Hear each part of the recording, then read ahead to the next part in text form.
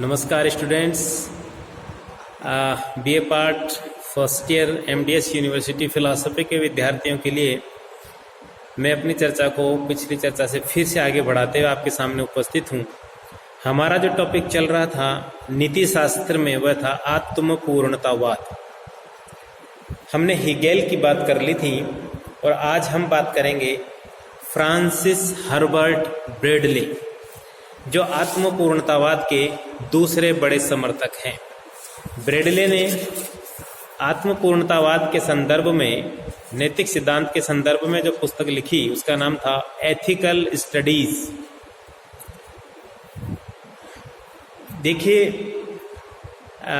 Philosophy पढ़ते वक्त हर topic पर थोड़ा विशेष ध्यान देने की आवश्यकता है, क्योंकि अभी हम आमने सामने नहीं है, आप सिर्फ बातों को सुन रहे हैं। तो ये हमें समझ में नहीं आ रहा कि आपके कितना समझ में आ रहा है। यदि आप सामने प्रत्यक्ष होते तो हम आपके चेहरे के हाव भाव देखकर ये अनुमान लगा सकते थे कि बात आपको समझ में आ रही है या नहीं आ रही। फिलहाल कोशिश कीजिएगा समझने की, अवश्य समझ में आएगा। तो हमारा टॉपिक था आत्मपूर्णतावाद और इसके दूसरे बड़े समर्थक हैं फ्रांसिस हर्बर्ट ब्रेडले। ब्रेडले चूंकि आत्मपूर्णतावादी हैं और इन्होंने भी हेगेल की भांति ये बात स्वीकार की कि संपूर्ण विश्व में एक ही आध्यात्मिक सत्ता व्याप्त है जिसे चैतन्य तत्व कहा जाता है। स्टूडेंट्स, समझने की आवश्यकता है कि जो आत्मपूर्णतावादी दार्शनिक हैं वो अपनी बात में ये चर्चा क्यों लेकर आते हैं कि संपूर्ण विश्व में एक ही आत्म तत्व या आत्म चैतन्य व्याप्त है। क्योंकि उसी एक आत्म चैतन्य तत्व, जिसे हेगेल ने निरपेक्ष चैतन्य तत्व कहा था, उसी की प्राप्ति जीवन का एकमात्र लक्ष्य है। और जो भी कर्म हमें उसकी प्राप्ति की ओर ले जाएं, इन दार्शनिकों के अनुसार वे कर्म शुभ माने जाते हैं। और जो उस आत्म चैतन्य तत्व की प्राप्ति में बाधक बने, उस आध्यात्म चैतन्य तत्व की प्राप्ति में बाधक बने, वो कर्म अशुभ हैं। ऐसा इनका मानना है। ब्रेडले की दृष्टि से यदि ये पूछा जाए कि मानव जीवन का उच्चतम नैतिक आदर्श क्या है, तो ब्रेडले का जवाब है आत्म साक्षात्कार। आत्म साक्षात्कार। अभी अपन थोड़ी देर पहले क्या बात कर रहे थे कि इस संपूर्ण ब्रह्मांड में एक ही आत्म चैतन्य तत्व व्याप्त है। तो उसी आत्म चैतन्य तत्व का साक्षात्कार ये जीवन का लक्ष्य है। संपूर्ण ब्रह्मांड में यदि व्याप्त है तो जाहिर सी बात वो हमारे अंदर, हमारी आत्मा भी व्याप्त है। तो उसको पहचानना, उसको जानना, हमारे आत्मा में निहित उस तत्व को जानना, ताकि उस ब्रह्मांड में निहित तत्व को जाना जा सके। इसलिए ब्रेडले ने मानव जीवन का उच्चतम नैतिक आदर्श बताया आत्म साक्षात्कार। अब प्रश्न ये है कि ये आत्म साक्षात्कार कैसे हो, इसकी प्राप्ति कैसे हो। तो इसके लिए ब्रेडले ने ये कहा, समाज में रहते हुए ही हम इस आत्म साक्षात्कार, आत्मज्ञान की प्राप्ति संभव कर पाते हैं, उपलब्धि संभव है। क्योंकि मनुष्य का अस्तित्व समाज के अलावा, ये समाज से काटकर मनुष्य का अपने आप में कोई अस्तित्व नहीं है। समाज में ही मनुष्य के अस्तित्व की कोई महत्ता है और समाज में रहकर ही मनुष्य के व्यक्तित्व का पूर्ण विकास संभव है। यदि मनुष्य अकेला रहेगा तो उसका विकास संभव नहीं होगा। उस आत्म तत्व के या उस चैतन्य तत्व के साक्षात्कार की संभावना कम हो जाएगी। ब्रेडले ने नीति शास्त्र के संदर्भ में जो प्रमुख सिद्धांत दिया उसका नाम है मेरा स्थान और उसके कर्तव्य। क्या कहता है ब्रेडले इसमें? मेरा स्थान और उसके कर्तव्य। ब्रेडले कहता है कि चूंकि मनुष्य समाज का एक अंग है, इसलिए समाज में रहते हुए उसे अपने कर्तव्यों का पालन करना चाहिए। अब उसमें अपने कर्तव्यों का पालन करना चाहिए, ये बात कहने से क्या अर्थ है? तो वो कहते हैं कि व्यक्तियों की योग्यता, प्रत्येक व्यक्ति, क्योंकि समाज एक व्यक्ति से नहीं बना, अनेक व्यक्तियों से मिलकर बना है। तो अनेक व्यक्तियों के अंदर विभिन्न प्रकार की भिन्नताएं पाई जाती हैं और उसी भिन्नता को यहाँ पर ब्रेडले ने लेते हुए कहा कि व्यक्तियों की योग्यता और क्षमताओं में पर्याप्त भिन्नता पाई जाती है।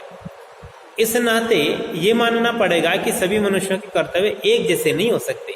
उनकी योग्यता और क्षमताओं के अनुसार उनके कर्तव्यों में भी भिन्नता पाई जाती है। व्यक्ति को क्या करना, व्यक्ति को अपनी रुचि और अपनी क्षमता के अनुसार समाज में अपना स्थान निर्धारित कर लेना चाहिए कि उसकी रुचि क्या है, उसकी क्षमता क्या है, उसकी योग्यता क्या है, और फिर उसका समाज में क्या स्थान है। और एक बार ब्रेडले कहते हैं कि एक बार स्थान निर्धारित करने के बाद समाज में जो स्थान उसने अपना निर्धारित किया, उस स्थान से संबंधित जितने भी कर्तव्य हैं उनका पालन दृढ़ता से अवश्य करना चाहिए। यह है ब्रेडले के प्रमुख सिद्धांत का अर्थ, मंतव्य, कि हमें अपनी रुचि और अपनी क्षमता के अनुसार अपना स्थान समाज में निर्धारित कर लेना चाहिए। और एक बार स्थान निर्धारित कर लिया तो फिर उस स्थान से संबंधित जितने भी कर्तव्य हैं हर संभव प्रयत्न करते हुए उन कर्तव्यों का हमें हर स्थिति में अवश्य पालन करना चाहिए। यदि श्रमिक, कृषक, डॉक्टर, वकील, प्रशासक, माता पिता, भाई बहन आदि इनके किसी भी रूप में आपको अपना स्थान निर्धारित किया है तो फिर अपने अपने कर्तव्यों का इस रूप में हमें अवश्य निष्ठापूर्वक पालन करना चाहिए। और यदि ऐसा करेंगे, हम अपने निर्धारित स्थान से संबंधित कर्तव्यों का निष्ठापूर्वक पालन करेंगे तो व्यक्ति का स्वयं का और समाज का दोनों का विकास संभव है, विकास हो सकेगा। जाहिर सी बात है, समाज को देखिए ना कि समाज में जो विकास अवरुद्ध हो रहा है, जो मानसिक परेशानियां उत्पन्न हो रही हैं, व्यक्ति को शारीरिक परेशानी उत्पन्न हो रही है, वो इसलिए क्योंकि व्यक्ति अपने कर्तव्य का ठीक ढंग से पालन नहीं करता। जिस स्थान पर वो मनुष्य समाज में बैठा हुआ है वो अपने कर्तव्यों का निर्वहन ईमानदारी से नहीं कर रहा, इसलिए आज अनेक प्रकार के संकट उपस्थित हो रहे हैं। तो ब्रेडले ने ये बात यहाँ पर कही है कि एक बार समाज में अपना स्थान निर्धारित कर लेने के बाद जो योग्यता और अपनी रुचि और क्षमता उसके अनुसार उससे संबंधित तमाम कर्तव्यों का हर संभव स्थिति में पालन करना चाहिए। प्रत्येक व्यक्ति को समाज में अपने स्थान अथवा पद के अनुसार अपने कर्तव्यों का निष्ठापूर्वक पालन करते हुए अपना नैतिक उत्थान करना चाहिए, कर सकता है। और ऐसी स्थिति में यदि वो अपना नैतिक उत्थान करेगा तो समाज की उन्नति में भी योगदान हो सकेगा।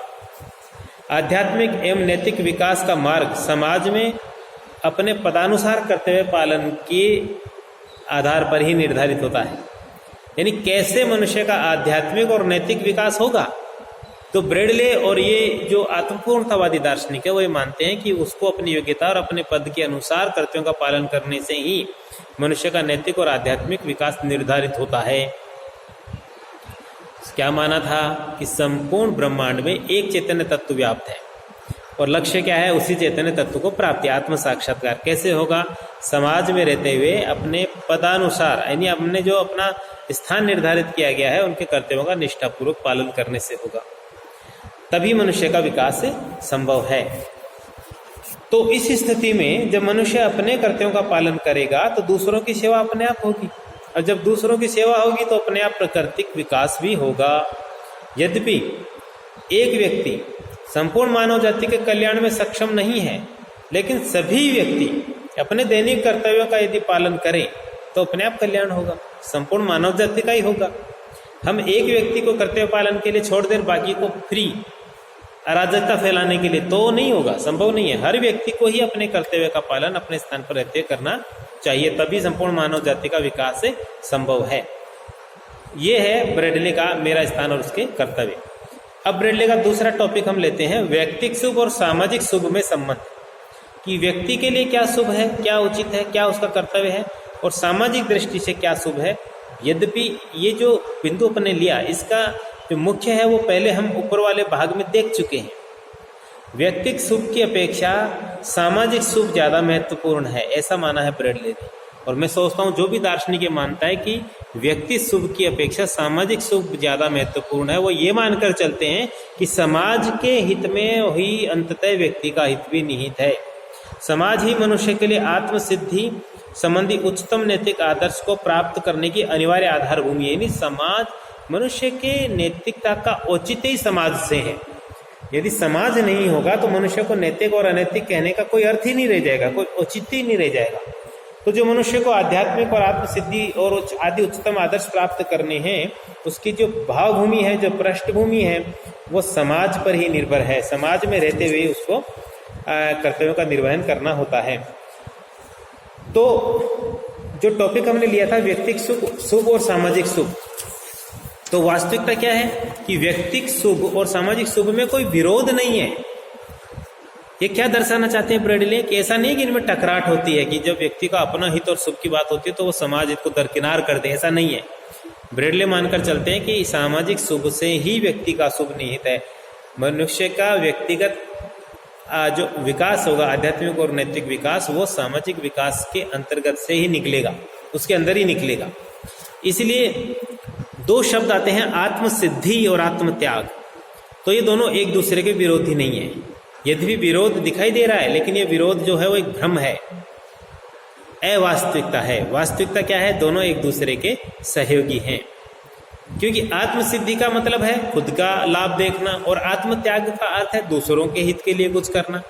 तो दूसरों के हित का मतलब है समाज के हित के लिए अपने हित का परित्याग कर देना। लेकिन याद रखने की आवश्यकता क्या है कि जब हम व्यापक सामाजिक हित की बात कर रहे हैं तो कोई भी ये बात कह सकता है कि व्यापक सामाजिक हित में ही अंततः व्यक्ति का हित भी निहित है। थोड़ा सा वो अपना यदि हित कहीं त्याग रहा है और उससे समाज को कोई बड़ा लाभ हो रहा है तो अंततः उसको भी कहीं न कहीं उससे लाभ होना ही है। तो आत्मत्याग से सामाजिक कल्याण में वृद्धि होती है और इस सामाजिक कल्याण में ही अंततः व्यक्ति का अपना कल्याण भी निहित है। ये बात यहाँ पर कही जा सकती है। तो ब्रेडले आत्मसिद्धि और आत्मत्याग, इन दोनों के बीच जो भ्रम रूपी विरोध दिखाई दे रहा है उसका निराकरण करते हुए कहते हैं कि आत्मत्याग से ही आत्मसिद्धि संभव है। यानी हम अपना हित त्यागेंगे तो ही आत्मसिद्धि हो सकेगी। अपना हित का मतलब है हम अपना हित किस लिए त्यागेंगे? हम सामाजिक हित के लिए, व्यापक हित के लिए अपना हित त्यागेंगे। तो ब्रेडले निष्ठापूर्वक कर्तव्यों का पालन करना मनुष्य के लिए अनिवार्य मानते हैं। जैसा आपने पिछली टॉपिक में बात की कि समाज में व्यक्ति का जो स्थान है वहां रहते हुए यदि उसको अपने हितों का कुछ त्याग भी करना पड़े कर्तव्य पालन के लिए तो वो भी करना चाहिए। यानी एक तरह से मैं यूं कह सकता हूं कि यहाँ पर हम ब्रेडले के इस मत में कि मेरा स्थान और उसके कर्तव्य और आत्मसिद्धि और आत्मत्याग की जो अवधारणा है वो निष्काम कर्म से संबंधित है कि अपना कर्तव्य का पालन करते जाओ, फल की इच्छा मत करो। ये गीता में कहा गया था, ऐसा ही कुछ यहाँ पर हम देख रहे हैं कि ब्रेडले भी कहने का प्रयास कर रही है। तो ये ब्रेडले का आत्मपूर्णतावाद था। इसमें दो तीन समस्याएं हैं जिन पर हम यहाँ बात कर लें। पहली समस्या यह है कि आत्मसिद्धि का जो शब्द का प्रयोग जो किया है वो क्लियर नहीं है, स्पष्ट नहीं है, पूर्णतः स्पष्ट नहीं है कि किन इच्छाओं की पूर्ति से आत्मसिद्धि प्राप्त होती है। यानी कब माने, किस स्थिति में आकर माने कि ये स्थिति है आत्मसिद्धि की। तो आत्मसिद्धि शब्द जो है वो ज्यादा स्पष्ट नहीं किया गया। और दूसरा, मेरा स्थान और उसके कर्तव्य, इसमें विरोधाभास है। क्या विरोधाभास है? कि कोई एक व्यक्ति ऐसा हो सकता है जो एक से अधिक संस्थाओं का सदस्य हो, अनेक पदों पर बैठा हुआ हो। ऐसी स्थिति में हर पद के कर्तव्य भिन्न भिन्न होंगे। तो एक पद के कर्तव्य यदि दूसरे पद के कर्तव्यों से टकराए तो उसका क्या समाधान है? इसका कोई हल ब्रेडले ने नहीं दिया। उदाहरण दिया है कि कोई एक देश का एक नागरिक अंतर्राष्ट्रीय संस्था का सदस्य भी है और यदि उसके देश के विरुद्ध किसी देश ने जंग छेड़ी हुई है तो उस देश का नागरिक होने के नाते युद्ध का समर्थन करना उसका कर्तव्य है। लेकिन विश्वव्यापी शांति बनाए रखने के लिए अंतर्राष्ट्रीय संस्था का सदस्य होने के नाते युद्ध के विरुद्ध शांति कायम करना भी उसका कर्तव्य है। तो यदि देश की दृष्टि से सोचे तो युद्ध करना और अंतर्राष्ट्रीय दृष्टि से सोचे तो युद्ध नहीं करना, ऐसी स्थिति में वह धर्म संकट की अवस्था में आ जाता है, जिसका कोई समाधान ब्रेडले ने नहीं दिया। अर्थात भिन्न भिन्न कर्तव्यों में जो द्वंद्व उत्पन्न होता है उन द्वंद्व का समाधान क्या हो, ऐसा कोई स्पष्ट निर्देश जो है ब्रेडले के सिद्धांत में दिखाई नहीं देता। तीसरा जो प्रमुख है वो है एक पद या स्थान से संबंधित सभी कर्तव्यों का पालन अनिवार्य बताया है, परंतु कई बार ऐसी स्थिति भी आती है कि हमारा अंतर्विवेक किसी विशेष कर्तव्य कर्म की आज्ञा नहीं देता। जैसे सैनिक होने के नाते देश के लिए युद्ध करना हमारा कर्तव्य है, परंतु चूंकि जानते हैं हम युद्ध में सामने वाले देश के सैनिकों को और अन्य लोगों को मारना होता है, तो वहां पर निर्दोष लोगों की हत्याएं करनी होती है। उन व्यक्तियों का सीधा हमसे कोई शत्रुता का भाव नहीं है, कोई दोष नहीं है, लेकिन युद्ध की स्थिति में हमें ऐसे निर्दोष व्यक्तियों की हत्या करनी पड़ती है। लेकिन हम ऐसी स्थिति में यदि किसी का विवेक, अंतर्विवेक उस निर्दोष व्यक्ति की हत्या करने से मना कर दे, इनकार कर दे, विरोध करे, तो इसका भी कोई समाधान ब्रेडले के इस कथन में दिखाई नहीं देता। तो मित्रों, दोस्तों, स्टूडेंट, छात्रों, हमने संक्षेप में आत्मपूर्णतावाद के दूसरे प्रमुख समर्थक ब्रेडले के दर्शन का यहाँ पर जिक्र किया। आशा करता हूँ आपको समझ में आया होगा। हाल फिलहाल इतना ही। जय हिंद, जय भारत।